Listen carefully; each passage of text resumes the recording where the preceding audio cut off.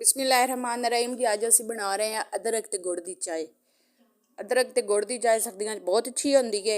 फिर खास तौर पर गला खराब रहिंदा है, जुकाम लगे होवे ते उस वास्ते तो बहुत ही अच्छी होंदी है। मेरे मियाँ साहब का गला खराब होया, इस वजह तो मैं उन्होंने वास्ते की बनाने लगी हाँ अदरक की चाय।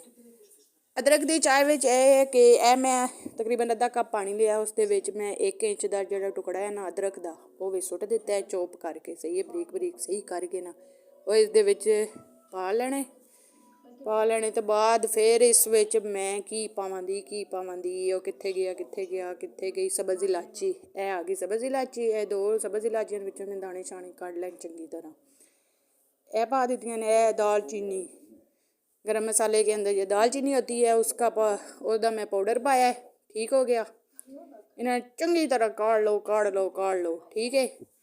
इस तरह चंगी तरह असा की कर लेना, रस कढ़ लेना जो बिल्कुल थोड़ा जिन्ना पानी रह जाए, सही है। उस तो बाद कि मेरे मियाँ साहब नहीं पींदे बिल्कुल भी, कहवा वगैरह नहीं पींदे। मैं कि अज उन्होंने कोई दाल शाह ला लभगे, तो जो उन्होंने मैं दाल शाह ला के कोई चीज़ पीवानी हाँ ना वो ठीक हो जाते, सही वैसे सही है। तो फिर जो चाय पीने तो बाद फिर मैं उन्होंने दसदी हाँ कि इस चाह के मैं ए कुछ पाया सी, ए वेखो ए थोड़ा जिन्ना साडा पानी रह गया, 5-6 मिनट पकाने तो बाद ना ए साडा पानी रह गया। तो फिर इस हुण मैं दुध पावांगी, एक कप दूध का, ठीक है।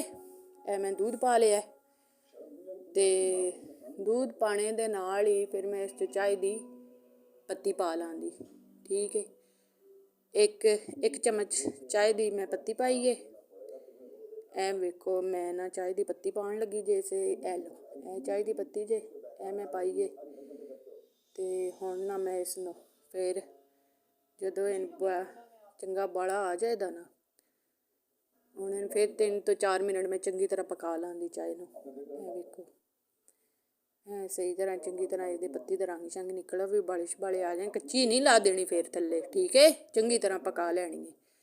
पकाने तो बाद ए वेखो हुण चंगे बालिश वाले आ गए, पत्ती ने कुछ अपना कलर कढ़ लिया। तो हुण मैं इस स्टेज उत्ते आके ना गुड़ पावांगी। गुड़ की तकरीबन अद्धी चम्मच पा लो, वो तो टेस्ट के मुताबिक गुड़ इस तो पाया कि गुड़ खांसी वास्ते बहुत ही अच्छा होंदा है, ठीक है। तो इस वजह तो मैं गुड़ पाया, चंगी तरह ला लो घोल छोल लो सही तरह।